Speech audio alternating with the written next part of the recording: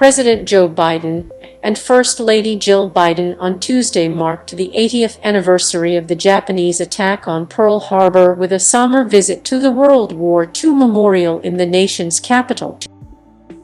The December 7, 1941, attack on Pearl Harbor and other locations in Hawaii killed 2,403 service members and civilians, and was a defining moment that led to U.S. entry into World War II.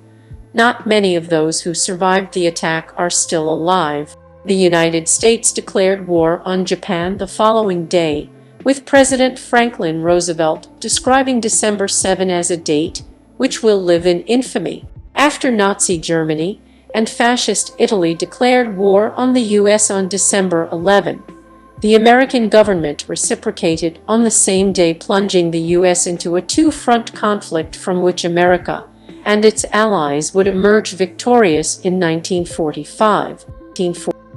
Our nation remains forever indebted to all those who gave their last full measure of devotion 8 decades ago, Biden said in a proclamation marking Pearl Harbor Day that was issued last week.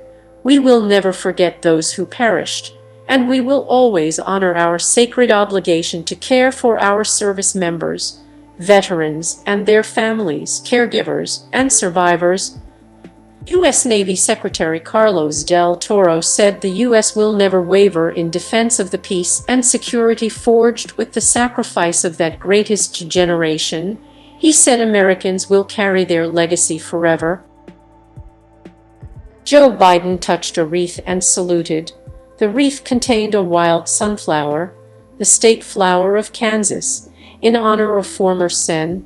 Bob Dole, a war veteran who was a driving force in getting the memorial built on the National Mall, and who died Sunday at age 98. The First Lady laid a bouquet of flowers at the base of the memorial below the New Jersey pillar and softly touched a wall, where she and the president spent a moment.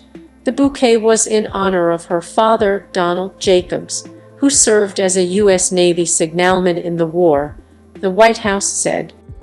The Bidens then paused at the Pacific Arch on the southern side of the Memorial Plaza for one last moment of reflection before departing. Joe Biden, in a White House proclamation issued last week to recognize National Pearl Harbor Remembrance Day, gave thanks to the greatest generation who guided our nation through some of our darkest moments and laid the foundations of an international system that has transformed former adversaries into allies. Biden made the Tuesday morning visit just hours before he was to hold a highly anticipated video conference call with Russian President Vladimir Putin.